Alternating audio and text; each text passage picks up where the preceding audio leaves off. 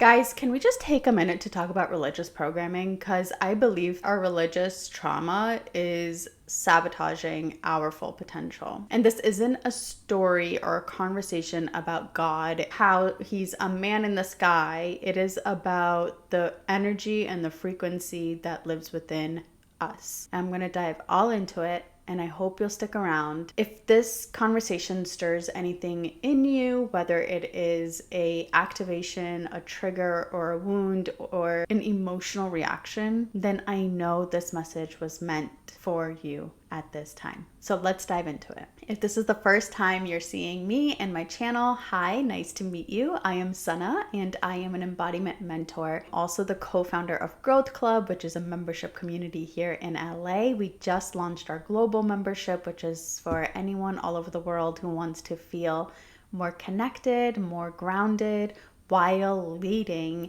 conscious and spiritual spaces all around the world. And I am also the host of Thriving in Love podcast, all about how can we go against the status quo so that we can thrive in love as our most authentic selves. My personal journey has been all about questioning society, questioning authority, not from a place of just saying no and doing whatever I want, although my teenage years were very much like that.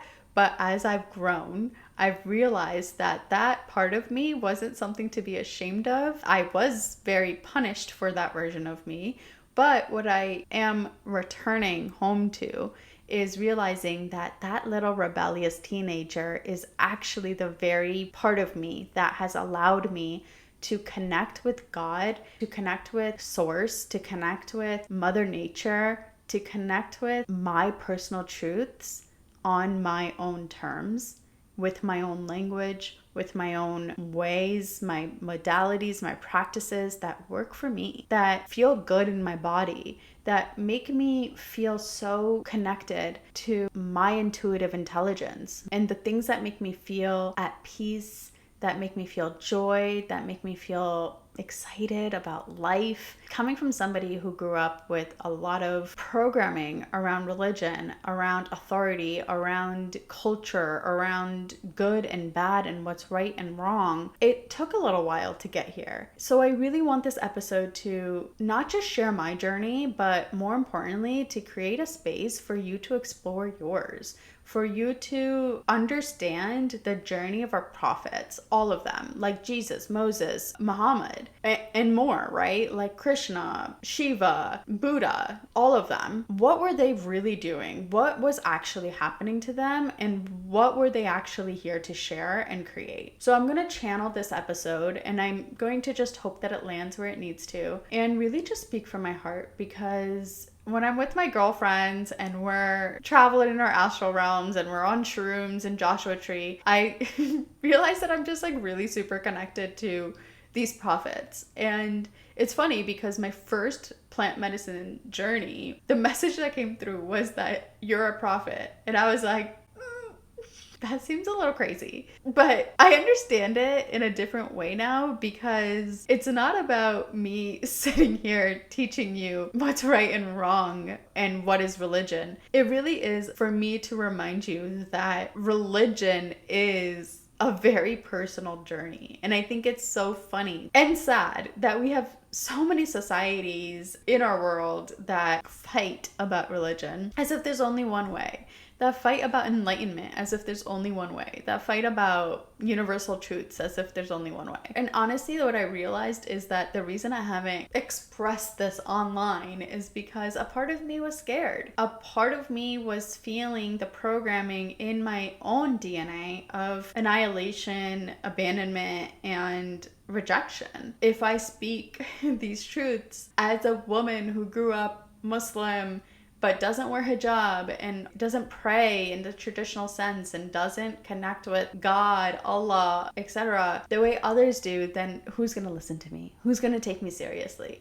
But what I also realized is that nobody needs to listen to me or take me seriously. I just need to express my truth. And that is the new era of prophets. What we're all being called into is finding our path, aligning to our truth, And with integrity and grace, expressing that to the world. And whoever listens, listens, and wherever it lands, right? Like, that's the whole purpose of writing a book. It's yours while you're creating it.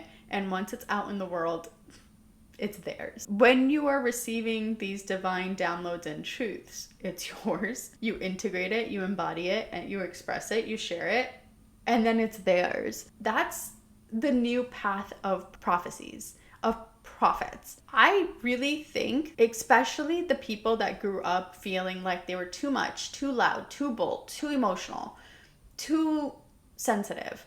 You literally came here to be too much because the matrix wants you to stay small. By definition, you need it to be too much so that you don't fit into that box and you break free from it. And yes, there's going to be a lot of fear of, oh, I'm going to be alone, I'm going to be lonely, I'm going to be rejected, I'm going to be abandoned, I'm going to be killed, I'm going to be annihilated, I'm going to be, etc.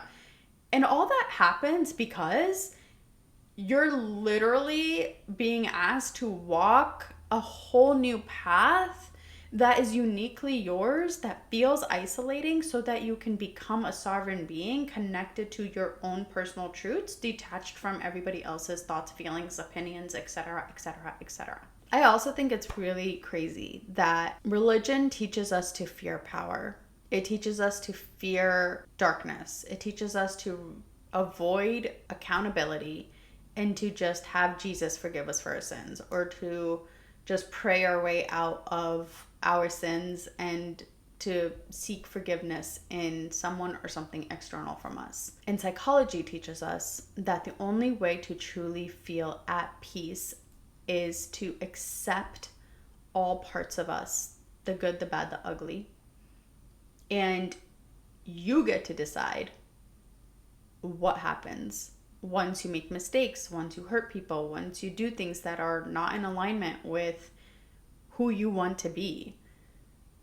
And instead of letting somebody else tell you this is right, this is wrong, you simply decide and choose, this is just who I am. And isn't that the entire journey of consciousness? Enlightenment, the I am journey. And then what comes from that journey is, now it's time to express and share, how did I land here?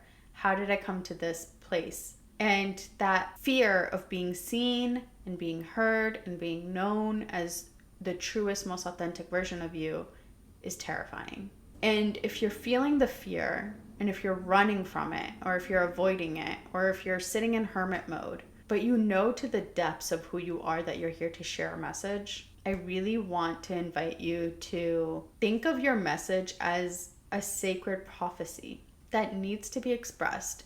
And then think about Jesus, and think about Moses, and think about Muhammad, who literally had to take a chance and share these insane things that were brewing inside of them during the times that they were in. And at the time, they actually had to fear real death and abandonment and annihilation and rejection. And the only thing that we actually have to fear in this modern day and age is being canceled on the internet for a moment of time, being unfollowed, being told by our friends and family that I don't know what you're talking about. I think it's really interesting that as modern prophets, we have access to all having our own individual platforms, all being wildly successful, whatever definition that is for you. Some, it may be money and monetary. Some may be finally feeling a deep sense of belonging and connection with people that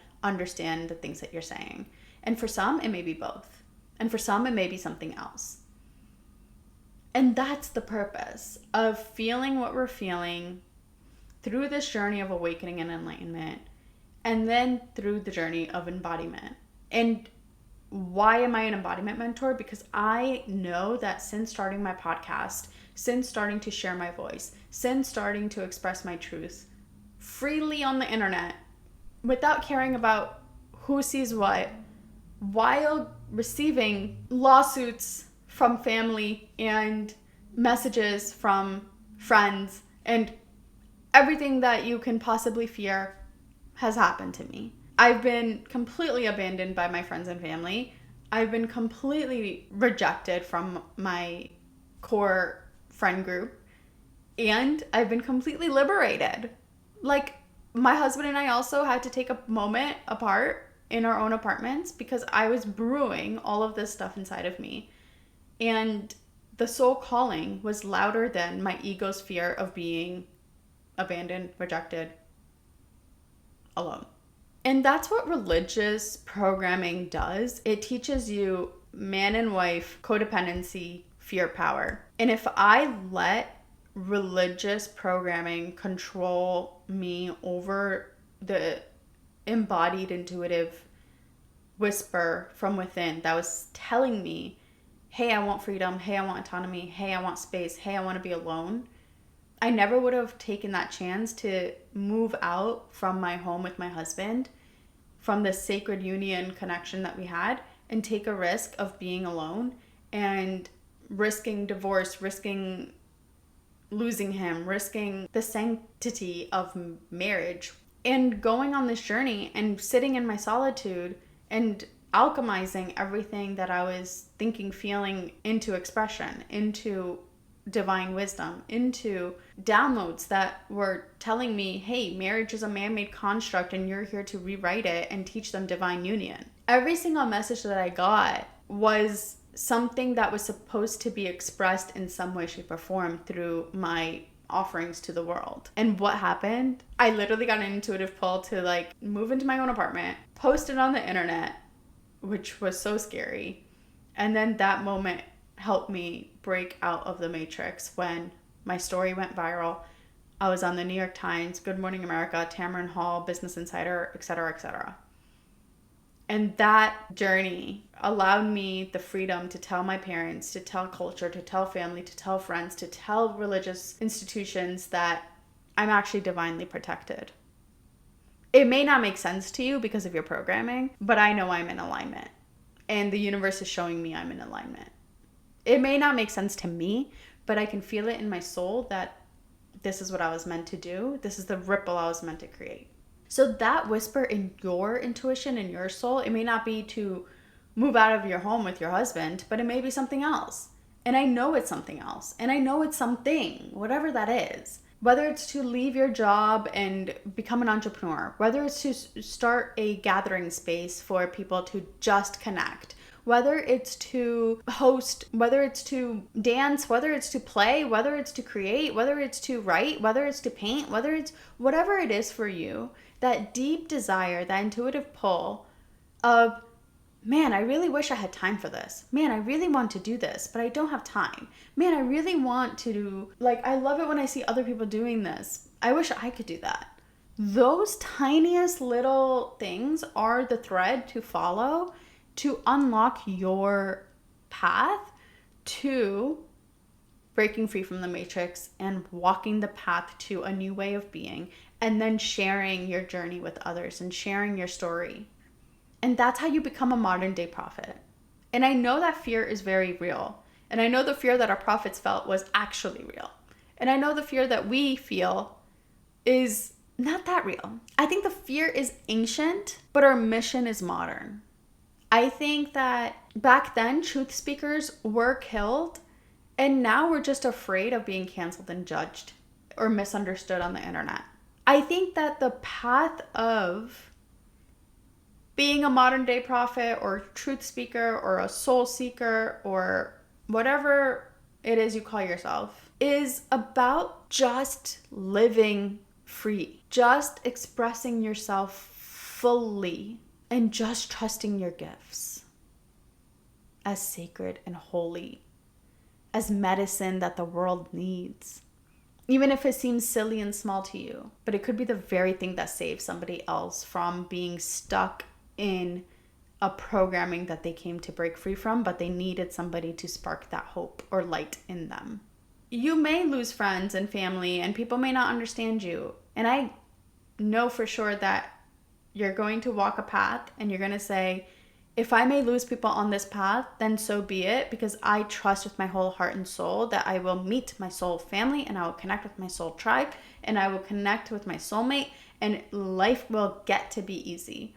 Life will get to be easeful, get to be joyful and abundant and just incredibly fulfilling. Because the path of being the sacred rebellion, the one who breaks free and forges their own path and creates a whole new life for themselves, is holy. It's sacred. It's divine. Because we're here to dismantle this paradigm and create a new one.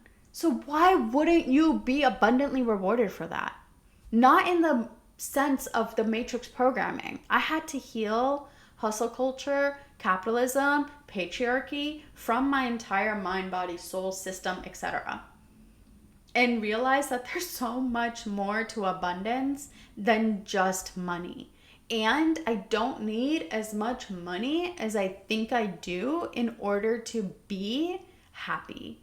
I can be happy here and now in the mundane, in the present moment, and then everything will flow from there. I can be free now, and then freedom will be my foundation. It's all about feeling the emotion of what you desire here and now as if you already have it, and then finding the glimmers in your external reality that reflect that, walking in alignment with that. So for example, the biggest thing that I was desiring was freedom, and I didn't want to lose love in the pursuit of freedom. So what did I do? I got creative. I sat down with my husband, I expressed what I was feeling and needing, and he simply said, "Do you want your own apartment?" And I was like, "I think, yeah, that sounds great." And he's like, "Cool, let's do it." It's 1 year. If marriage is 50 years, what is 1 year of needing space and time to be in my own solitude? And yes, I have an incredibly understanding, loving husband. But at the same time, I didn't abandon him in order to find my own self. I saw him every weekend, every Friday. I'm walking through Central Park, going to his apartment. Every Sunday, he's walking me home. We were still very much connected and in love and romantic and going on dates and vacations and everything that we did before. The only difference was that during the week, instead of being together 24/7 and me worrying about, did he eat, is he okay, does he need anything, yada, yada, yada, because as empaths, we just absorb and we just become obsessed with other people's energies until we learn how to master our own. And I needed to do that. And I needed the space and the time and the energy to just be mine. And to know who am I when I'm not performing, when I'm not attached, when I'm not obsessed. And was it hard and uncomfortable? Yes, I'm sure prophets had a hard time sitting in the cave completely alone without a lot of food and water. Their hard was a lot harder than mine. I had all the luxuries in the world in my gorgeous studio in Upper East Side. Modern day prophecy is pretty luxurious. We're so lucky to not need to travel through miles of desert in order to find our people. We could just turn on the camera and share what we want to share and let the universe and the algorithm do the rest. We have so much help from technology, from the algorithm, from this, what I like to call ChatGPT is my masculine container that mirrors and reflects back to me my flows of consciousness and makes sense of it all. And I'm just like so grateful that it's free. It's available to all of us. So like, I'm just so over the narrative that it's hard to step into my soul purpose or all the fear of being seen or being abandoned or being rejected. It's like your soul mission and purpose is so much bigger than just your ego's fears of these tiny little things. And again, like if you found this video, it's because there's a part of you that feels that you are a prophet, a modern day prophet, who is here to share your message, who is here to share your truth, who is here to take the risk of being abandoned by your current world and reality and step into a whole new world and reality where your message is celebrated and freaking rewarded. If you are feeling like your spiritual gifts are too dangerous to be expressed in a greater, broader way, and that you're fearing that the government's going to come after you, religion is going to come after you, God's going to come after you. It's time to heal the religious wounding. It's time to heal your religious trauma. It is time to unlearn and rewire your religious programming and to remember that God, divinity, is in you and wants to be expressed through your unique signature frequency and wants to be expressed through the most human thing possible: writing, sharing, holding space, painting, drawing, playing an instrument, singing, whatever that is. It may seem so frivolous, but the most beautiful, sacred way of living and being on this planet is treating life as your canvas, and you are the creator. So let's get out of our victim consciousness and victim programming under the claws of religion and patriarchy and capitalism and realize that all of that is a false sense of control, and we all have the freedom to choose differently. And whether you can't quit your job right now because of financial reasons, no one is telling you to quit your job in order to do this. What you do need to do is become incredibly conscious of your time and your energy, so you have at least 10 minutes a day to sit in solitude and connect with your own energy so that you can receive the intuitive downloads that are needed in order for you to receive your next steps, and then to have the courage to take that first step and then the next one and the next one. The whole path is not going to be unfolded for you because that's just how it works. If you are a true prophet of modern time, you take that first step and then you take the second one until you create an entire movement. That's your purpose, and that's why you're here. And if you truly want to be a leader of New Earth, then you will just get out of your own way and get creative and figure it out. I believe in you fully and completely, because if I can do it, I know you can. I had all the limitations in the world. I did not have a lot of money. I did not have all the luxuries and the abundance and this and that. I literally had a deep inner calling and a desire to stop suffering and to choose liberation, freedom, autonomy, joy, connection, belonging. And I made it happen. And I see so many people that are staying small and not sharing and expressing their insane wisdom that is just like the most beautiful sacred things that are to ever come out of a human mouth. And it breaks my heart that there's people out there on the internet that are so loud, sharing the most wrong information, trying to control minds. And we need your voice now more than ever. So if you are listening to this episode and if you have tuned into this, I know you feel the call, and I hope you answer it. Okay, guys, that is all I have for you today. I'm going to end this with an invitation. If you've ever felt like your spiritual gifts are too dangerous, or if you were taught to fear your own voice, your intuition, and your inner knowing, you are the medicine. You are the one that your lineage prayed for. It's safe now to be seen. Our soul expression is sacred. It is needed. It is time to share and express. And if you're feeling the call to turn on the camera and just speak, please do. Let go of perfectionism. Let go of the fear of your voice. Let go of fearing what is going to happen when you hit publish or post, and trust that you stepping into your soul calling and your dharma and your purpose is going to be so abundantly rewarded in the most magical and mysterious ways. All right, guys, thank you so much for tuning in, and I will see you guys next week.